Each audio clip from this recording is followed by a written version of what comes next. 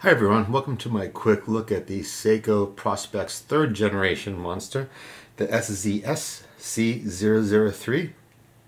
This piece has been argued as a limited edition. They are hard to come by and rather expensive for a monster. I don't know if they're actually truly limited or not, but they do have numbering on the back if you look very closely, which designates, that there is a certain limitation of how many pieces will be made. But again, it's not actually documented anywhere if this is limited edition. It is a standard monster case. The biggest differences come from the movement, which is a 6R15 instead of a 4R36, I believe.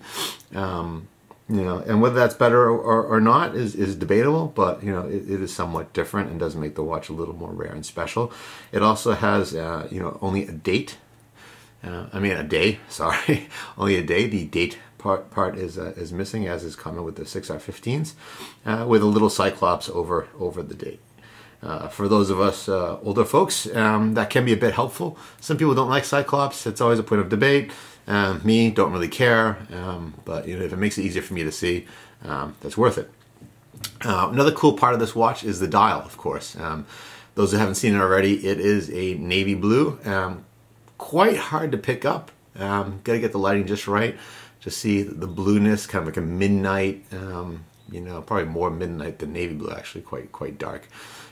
Which gives it, a kind of unique effect. It has the same indices as the Mark I, monsters. I have original orange monsters, the same indices, with the exception of that they are framed with a polished, I assume, stainless steel, and the actual number markers that were on the first series designating, 5, 10, 20, 25, 30, etc., are not there. So it's a little more of a clean dial.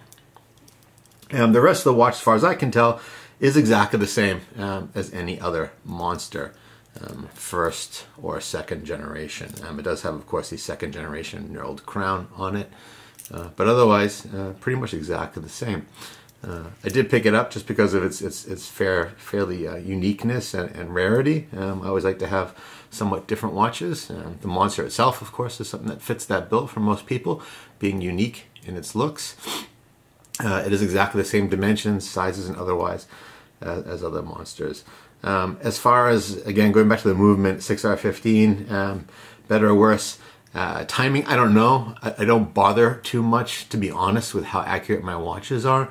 I've tested a couple of my Rolex or Omega, something like that, out of curiosity, because there's often a lot of boasting about accuracy, and they are pretty accurate. I've also had some Orients that are quite accurate. But the truth is, I do have an embarrassingly large quantity of watches, so accuracy doesn't really matter if you're not wearing them every day. I change my watches probably every day. At most 2 days, 3 days in a row, I'll wear the same watch. So I never really find out how many seconds fast or slow the watch is per day. But for me, it's just something I enjoy. I like to mix it up. And I like to wear a different watch every day, so I don't worry too much about those things. But I do have reasonable faith in Seiko that they will be more than accurate enough for my needs. As we say, if you really, really need absolute accuracy, you can always pick up a quartz, which I have no problem with. I have a few Citizen Pro Masters for that. Anyway, so just want to give a quick look at this watch. Like I said, the dial is really quite something special. I wish I could really show you just how it looks in real light. This is daylight right next to a window, but it is something hard to capture on film. These are still available, at least in Japan.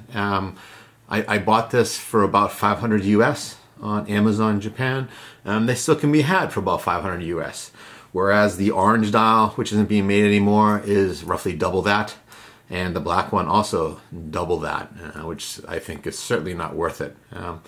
But 500 US for 6R15, yeah, maybe it's worth it, maybe it's not. But if you have the cash to spare and you think it's fun and you'll enjoy it, it's worth picking up. So in the end, this is my 3rd generation blue monster.